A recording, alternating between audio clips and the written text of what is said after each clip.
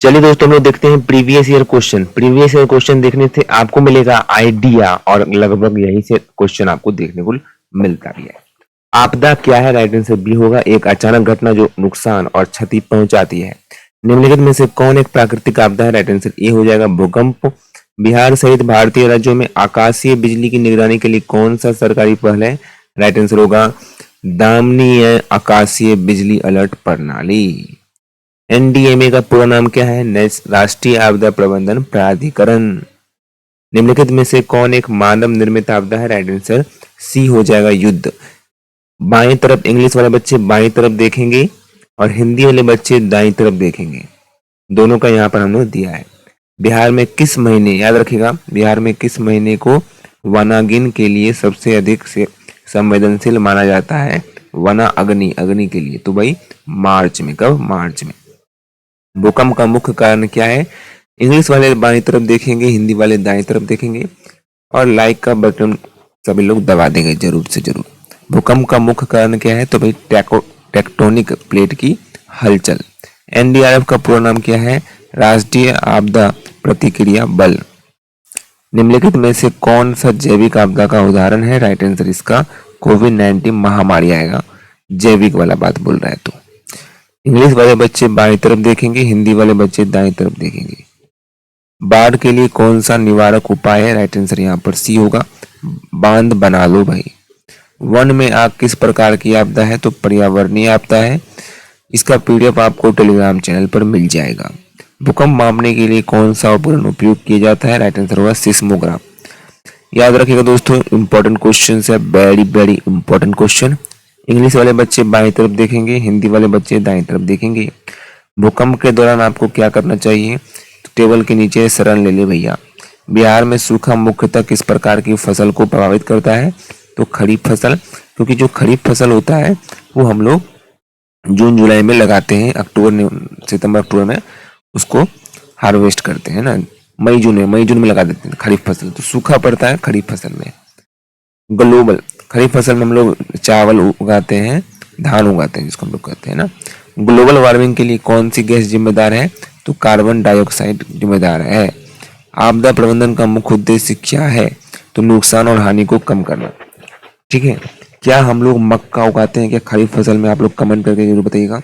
जो मकई होता है, मकई वो कब उगाते हैं वो जरूर आप लोग बताइएगा। आपदा प्रबंधन का मुख्य उद्देश्य क्या है? नुकसान और हानि को कम कर देना। इंग्लिश वाले बच्चे बाईं तरफ देखेंगे, हिंदी वाले बच्चे दाएं तरफ देखेंगे। बिहार में सूखा प्रभावित किसानों को मुआवजा देने के लिए कौन सी सरकारी योजना है? तो प्रधानमंत्री फसल बीमा योजना। भारी वर्षा से कौन सी आपदा होती है? तो बाढ़ होती है। इंग्लिश वाले बच्चे बाईं तरफ देखेंगे, हिंदी वाले बच्चे दाईं तरफ देखेंगे। आग लगने पर आपको क्या करना चाहिए? पानी या अग्निशामक का उपयोग करना चाहिए। आप लोग के लिए क्लासेस करा रहे हैं तो वीडियो को लाइक करना आपका जिम्मेदारी है। आपदा की तैयारी में इनमें से कौन सा सहायक है? तो भाई जागरूकता कार्यक्रम सहायक है। खतरे का आकलन क्या होता है? तो संभावित खतरों की पहचान करना, विश्लेषण करना। अपने दोस्तों को वीडियो को शेयर कीजिए, चैनल को सब्सक्राइब कीजिए, दोस्तों को शेयर कीजिए। बताइए कि भाई प्यारो कॉमर्स क्लासेस, जहाँ पर आपको जो क्लासेस आप कर रहे हो, जो पढ़ाई कर रहे हो, वही पढ़ाई आपको यहाँ पर मिल रहेगी। आपदा न्यूनीकरण का मुख्य उद्देश्य क्या है? कि आपदाओं के प्रभाव को कम करना। इंग्लिश वाले बच्चे बाईं तरफ देखेंगे, हिंदी वाले बच्चे दाईं तरफ देखेंगे। निम्नलिखित में से कौन सा एक संरचनात्मक न्यूनीकरण उपाय है? तो भाई भूकंप रोधी इमारतों का निर्माण कर दो, निर्माण कर दो। ठीक है, तो ये बोल रहा है भैया संरचनात्मक न्यूनीकरण, इसीलिए संरचनात्मक मतलब कुछ बनाकर। गैर संरचनात्मक न्यूनीकरण का एक उदाहरण कौन सा है? कि आपदा शिक्षा कार्यक्रम लागू करना। इसमें होगा कि गैर संरचनात्मक है ना, गैर संरचनात्मक है ना, इसीलिए। जोखिम न्यूनीकरण का क्या अर्थ है? कमजोरी और खतरों को कम करना, ये इसका मतलब होता है। इनमें से कौन खतरा मूल्यांकन का उपकरण है? तो जीआईएस मैपिंग। बाढ़ न्यूनीकरण कैसे किया जा सकता है? तो बांध को बनाकर। आपदा प्रबंधन में भेद्यता क्या है? तो आपदा से प्रभावित होने से की संभावना। इंग्लिश वाले बच्चे बाईं तरफ देखेंगे, हिंदी वाले बच्चे दाईं तरफ देखेंगे। वीडियो को लाइक कर दीजिएगा, आपका लाभ ही होगा, हानि नहीं होगा कुछ भी। ठीक है, बेनिफिट ये होगा कि हम लोग देखते हैं कितना लाइक आया है वीडियो पर, रिस्पॉन्स देखते हैं, कमेंट देखते हैं, उसके बाद ही आगे क्लासेस आपको मिलेगा, अदरवाइज आपको क्लासेस नहीं मिलेगा। इसलिए बोल रहा हूँ कमेंट करना, लाइक करना। पूर्व चेतावनी प्रणाली क्या करती है? तो आपदा से पहले लोगों को चेतावनी दे देती है। क्या देती है राजा? चेतावनी दे देती है। बिहार के सूखा प्रभावित क्षेत्रों में जल संरक्षण के लिए किस खेती पद्धति का प्रोत्साहित किया जाता है? तो ड्रिप सिंचाई, जहां पर पाइप बिछा दिया जाता है, छोटे छोटे छेद कर दिए जाते हैं और जहां जहां पौधा रहता है वहीं पानी निकल जाता है, तो इससे पानी की बचत होती है। निम्नलिखित में से कौन एक प्राकृतिक खतरा है? तो भाई प्राकृतिक तो भूकंप ही है। भूस्खलन न्यूनीकरण में शामिल क्या है? ऐसा नहीं भूकंप है, ऑप्शन को पढ़ना है, ऑप्शन देखना है। हो सकता है इसमें बाढ़ हो सकता है इसमें साइक्लोन हो, तूफान हो, तो ठीक है, ऑप्शन को पढ़ना है, ऐसे नहीं लगाना है। भूस्खलन न्यूनीकरण में शामिल क्या है? तो रिटेनिंग दीवार बनाना, रिटेनिंग दीवार बनाना, ताकि हम भूस्खलन लैंडस्लाइड को कम कर सके। ठीक है। आपदा जोखिम न्यूनीकरण में सतत विकास का उद्देश्य क्या है? ताकि भविष्य के जोखिम को क्या कर सके? कम कर सके। क्या कर सके? कम कर सके। जितने बच्चे चैनल पर नए हो, आपको बता दें, यही आपको पढ़ाई होगा यहाँ पर, यही सब आपको पढ़ाई मिलेगा। आप जो पढ़ना चाहते हैं, हर एक सेमेस्टर का क्लासेस यहाँ पर होगा, आंसर की होगा, रेगुलर क्लास होगा, पीवीआई क्वेश्चन होगा। आपके बेनिफिट के लिए हम लोग कर रहे हैं, तो सब्सक्राइब जरूर कीजिएगा, वरना ये चैनल हाथ से ना निकल जाए। खतरे के मानचित्रण का उद्देश्य क्या है भैया? कि उच्च जोखिम वाले क्षेत्रों की पहचान कर देना। याद रखिएगा, हम लोग प्रीवियस ईयर क्वेश्चन कर रहे हैं ताकि आपको एक आइडिया मिल सके, और ऐसा क्वेश्चन आता भी है, यहीं से क्वेश्चन आपको देखने को मिलेगा। चक्रवात आश्रय का उपयोग किसके लिए किया जाता है? तो चक्रवात के दौरान सुरक्षित आश्रय देने के लिए। चक्रवात के दौरान सुरक्षित आश्रय देने के लिए। ज्यादा लंबा वीडियो नहीं खींचेंगे, जितना तक होता है तो करेंगे, नेक्स्ट वीडियो में हम लोग फिर आगे बढ़ेंगे। ठीक है। बिहार का कौन सा जिला अपनी पहाड़ी भौगोलिक संरचना के कारण वन्यजीव के लिए अत्यधिक संवेदनशील माना जाता है? रोहतास। निम्नलिखित में से कौन एक मानव निर्मित खतरा है? रासायनिक विस्फोट। ये पीडीएफ कहाँ मिलेगा? टेलीग्राम चैनल पर मिलेगा। बच्चे बोलते हैं सर टेलीग्राम चैनल पर ज्वाइन करते हैं, पीडीएफ नहीं मिलता है। और राजा, हमारे चैनल के फाइल सेक्शन पे जाओ, सर्च करो जो भी आपको सब्जेक्ट चाहिए, जैसे डिजास्टर मैनेजमेंट चाहिए ना, तो फाइल सेक्शन पर जाओ। आप लोगों को पता है ना, टेलीग्राम चैनल पर जाओ, है ना, क्लिक करो हमारे चैनल को, फाइल पे जाओ, सेक्शन पे जाकर, है ना, प्रोफाइल सेक्शन में जाके फाइल पे जाओ और वहां पर सर्च करो, जिस सब्जेक्ट का पीडीएफ चाहिए आपको वहां पर मिल जाएगा। ऐसा नहीं कि आगे में आपको रहेगा, आगे में रहने का कोई कभी कभी मिल जाता है आगे में, जब नया डालते हैं, पहले वाला डालते हैं तो पीडीएफ आपको मिलता है फाइल सेक्शन पे, है ना। आपदा जोखिम न्यूनीकरण में सामुदायिक भागीदारी की क्या भूमिका है? तो तैयारी और प्रतिक्रिया को मजबूत करना। भवनों का पुनः संयोजन करने का उद्देश्य क्या है? कि भाई आपदा रोधी बना देना। रोधी बनाना मतलब रोकने वाला बनाना। आपदा जोखिम न्यूनीकरण के लिए सेंडाई रूपरेखा क्या है? तो आपदा जोखिम को कम करने की एक वैश्विक योजना। ठीक है, वैश्विक योजना। व्हाट्सएप चैनल पे ज्वाइन कर सकते हैं। अब आप सभी के पास व्हाट्सएप है ना, तो एक चैनल का एक नया वर्जन आ गया है व्हाट्सएप का, तो हम लोग वैभव कॉमर्स क्लासेस उस चैनल पर भी आप विजिट कर सकते हैं। क्विक इन्फॉर्मेशन आपको मिलेगा, क्लासेस, वीडियोज, सब कुछ वहीं आपको मिलता रहेगा। तो व्हाट्सएप चैनल पर ज्वाइन करने का बेनिफिट आपको बहुत मिलेगा, जब आप ज्वाइन करेंगे तो आपको पता चलेगा। ठीक है। बिहार में कौन सी आपदा सबसे अधिक बार होती है? तो बाढ़ बहुत होता है बिहार में। बिहार की कोसी नदी को किस नाम से जाना जाता है? दुख की नदी, शोक, ऐसा वाला क्वेश्चन आ सकता है। बिहार किस भूकंप संभावित क्षेत्र में आता है? तो जोन 3 और जोन 4 में आता है, याद रखिएगा।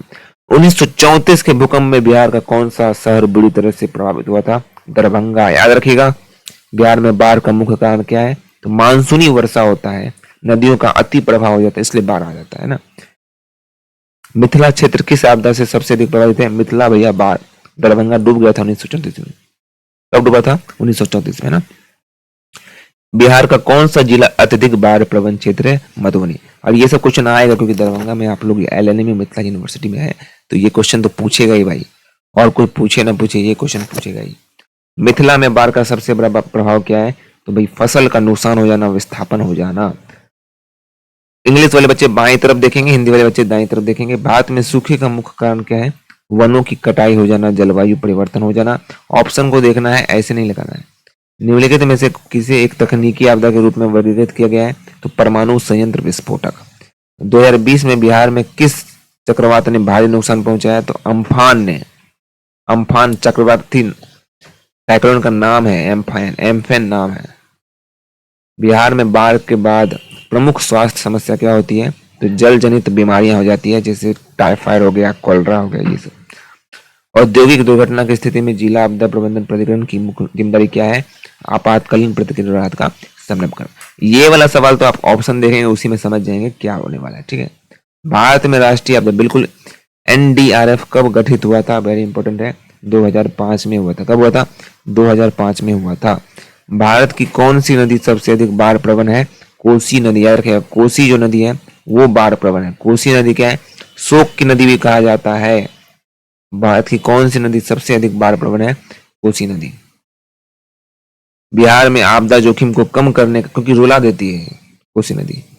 चलिए, बिहार में आपदा जोखिम को कम करने का सबसे अच्छा तरीका क्या है? वनीकरण करो, बाढ़ का प्रबंधन करो, बांध बनाओ, ठीक है। भारत का कौन सा राज्य चक्रवातों के अत्यधिक संवेदनशील है? तो ओडिशा में बहुत आता है चक्रवात। भारत में औद्योगिक में खतरनाक रसायनों की सुरक्षा और प्रबंधन में संबंधित कौन है? तो भैया आपदा प्रबंधन अधिनियम 2005। एनडीआरएफ भी 2005। 2008 की बिहार बाढ़ किस नदी के कारण आई थी? तो कोसी नदी के कारण आई थी 2008 में। पता है? पता होगा सर, होना चाहिए पता। ऑप्शन ध्यान से पढ़िएगा सारे के सारे, और ये पीडीएफ तो मिलेगा टेलीग्राम चैनल पर, आपको बता ही दिया। लाइक वीडियो को करना है, ये भी आपको बता दिया, ताकि हम देखते हैं कितना रिस्पॉन्स आया बच्चे, कितने बच्चे ने देखा है, कितने बच्चे ने लाइक किया, कितने बच्चे ने कमेंट किया, क्या फीडबैक मिला है, उसके हिसाब से हम लोग आगे का क्लासेस कराते हैं। तो लाइक जरूर कीजिएगा। पटना में शहरी बाढ़ का मुख्य कारण क्या है? खराब जल निकासी प्रणाली। याद रखिएगा, ये क्वेश्चन आएगा, क्योंकि पटना का है ना भैया, बिहार का, इसलिए। हिंद महासागर में सुनामी किस वर्ष आई थी? फटाफट से बताइए। और आपको बता दें कि आप सोचेंगे सर 1 लाइक से क्या होगा? 1 लाइक से नहीं होगा, लेकिन 1 लाइक से बहुत कुछ होएगा, ठीक है। तो आप सब लोग करेंगे 1 लाइक, तो बहुत सारा लाइक हो जाएगा ना, समझ रहे हैं। हिंद महासागर में सुनामी किस वर्ष आई थी? 2004 में आई थी। याद रखिएगा, 1993 के भूकंप में भारत का कौन सा शहर बुरी तरह से खत्म हो गया था, प्रभावित हुआ था? तो लातूर हुआ था। क्या हुआ था? लातूर हुआ था। भुज भी था, अगर ऑप्शन भुज रहेगा तो भुज मारिएगा, लातूर अगर रहेगा तो लातूर ही आपको देना है। 2015 के नेपाल भूकंप की तीव्रता कितनी थी? भाई हम क्या जाने, कुछ भी क्वेश्चन उठा के पूछ लिया। 7.8 था, 7.8 था, ठीक है। 7.8 था रेक्टर स्केल पे, है ना। रेक्टर जो स्केल होता है, स्केल होता है, रेक्टर स्केल होता है, उस पे ये मैग्नीट्यूड मापा गया था, ध्यान रखिएगा। 1984 की भोपाल गैस त्रासदी किस गैस का रिसाव से हुआ था? तो मिथाइल आइसोसेनेट से हुआ था, याद रखिएगा। 1999 के सुपर साइक्लोन से भारत कौन सा राज्य सबसे अधिक प्रभावित हुआ था? तो ओडिशा हो गया था। साइक्लोन जब भी आएगा, चक्रवात जब भी आएगा, तो ओडिशा ही आएगा। बाढ़ जब भी आएगा तो बिहार ही आएगा, याद रखिएगा। 1986 में चेरनोबिल परमाणु आपदा किस देश में हुआ था? तो यूक्रेन में हुआ था, 1986 में, याद रखिएगा, 1986 में, ठीक है। नागासाकी वाला जापान में हुआ था, ये याद रखिएगा। 2013 में केदारनाथ बाढ़ किस कारण आई थी? तो बाढ़ किस कारण आता है? बादल फटने से, भूकंप आने थोड़ी बढ़ाएगा, समझ रहे बात को। 2013 में सबसे घातक भूकंप किस देश में आया था? 2023 में तुर्की में आया था, याद रखिएगा, तुर्की में हाल ही में आया था, तुर्की में। 2011 में फुकुशिमा परमाणु आपदा किस कारण से हुई थी? तो सुनामी, भूकंप, ये सब आया था, ठीक है। 2021 में उत्तराखंड ग्लेशियर फटने का मुख्य कारण क्या था? कि जलवायु परिवर्तन कारण ग्लेशियर का गिर गया था। Thank you so much. ये तो हम लोगों ने एक ही प्रीवियस ईयर क्वेश्चन कराया है, इसमें से बहुत क्वेश्चन आने का चांस है, बहुत सारा, इधर उधर बस कर देगा option. Thank you so much.